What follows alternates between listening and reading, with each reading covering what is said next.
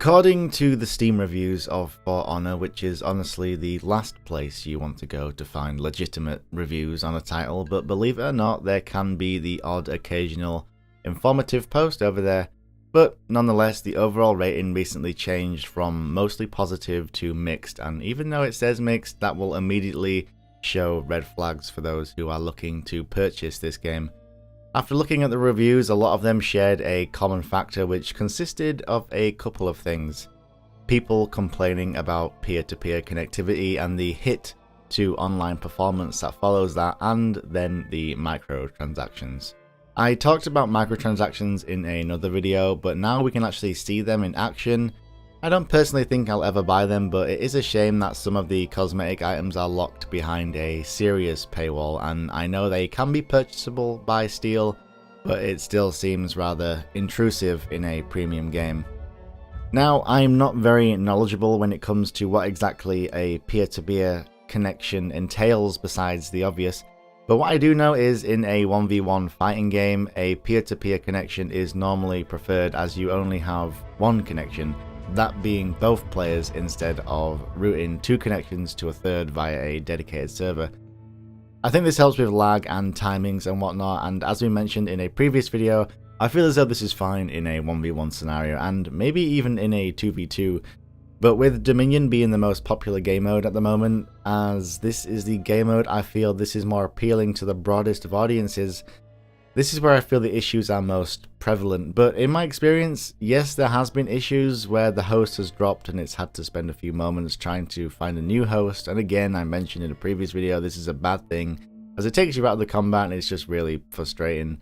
But it's only happened a handful of times. Now, I don't want to get the tinfoil hat out, but a peer-to-peer option is obviously going to be more cost-effective for Ubisoft on their part, as they don't want to fork out for a bunch of dedicated servers, so they'll probably be able to squeeze as much dosh out of the game as possible, which from a business perspective makes total sense, but when those decisions affect how the base game works, you have to learn where to draw the line and what decisions you make that could greatly affect your game in the long run.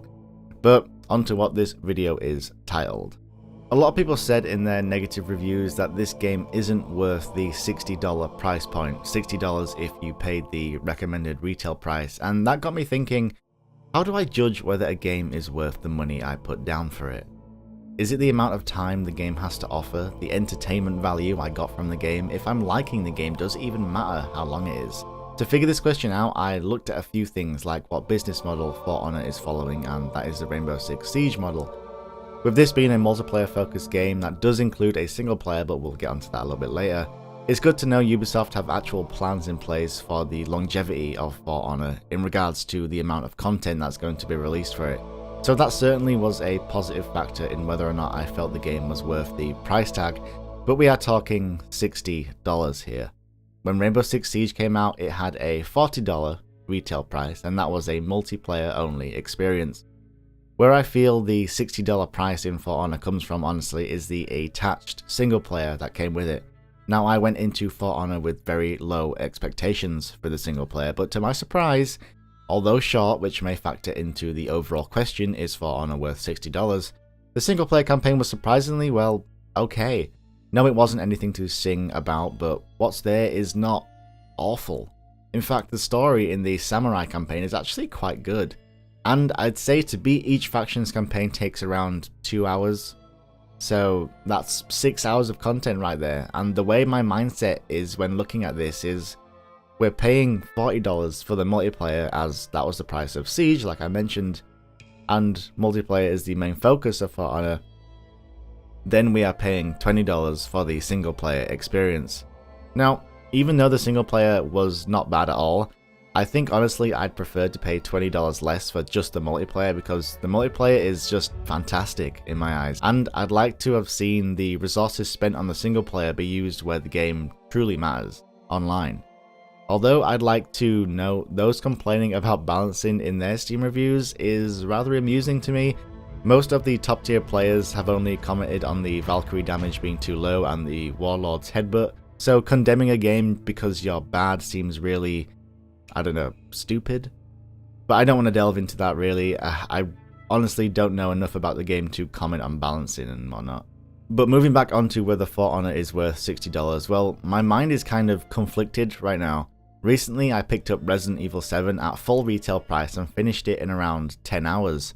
Although I had a bloody great time with the game, in the back of my mind it was really hard to justify spending that much money on what I consider to be a shortish experience, but that's not taking away the enjoyment I had with it. So with me personally, I think game time factors into a lot in whether a game meets its monetary value. Coming from an RPG background, I grew very accustomed to spending hundreds of hours in a game, which probably factors into where my mindset was. But even with that said, different genres offer different experiences. A game like Half-Life 2 can have this linear story that'll last, 8 hours, yet you'll go away feeling satisfied with the playtime. Then on the other hand, you can play Fallout 4 and spend 8 hours building your base, but I have to say, hand on heart, I do think For Honor is worth $60 to some degree. I still don't like the microtransactions and the freemium pay-to-play aspects of this game, but for what the game offers now and for what is planned for the future, I think it's worth it because I know how much time I'm going to get out of it, learning all the characters, trying to get better. This is kind of my introduction to fighting games and I'm having so much fun with it, so for me personally, it was worth the $60 investment, especially with ranked play coming soon. Although I would like an option for a cheaper version of the game that just has the multiplayer, but I guess you can't have everything. A lot of people have condemned For Honor and are requesting people not to purchase it as it'll support various practices that they don't like, the peer-to-peer connection and microtransactions. They say if you purchase For Honor you are telling developers and publishers that they can get away with this, although I think yes that is true and I commend you for using your wallet to campaign against them. In my opinion, we're at this stage now where the consumer is always going to get shafted somewhat, and until more people are vocal about the said practices, I don't see campaigning against them having an impact. I feel as though For Honor has such a global appeal not only to hardcore gamers but casuals as well. Even though there is that skill gap, I'm guessing the average person doesn't care if it's peer-to-peer or has microtransactions, they'll just want to play the game. So, I pose this question to you guys. For those who have bought For Honor, do you think it's worth its asking price? And for those who have yet to buy it, what's stopping you? I'd really like to know your input on this because making this video really made me think about how I judge whether a game is worth it. So, yeah. As always, you guys can follow me on Twitter to stay up to date with me and what videos are coming out on my channel. Take care everyone, be good to one another, and I'll see you next time.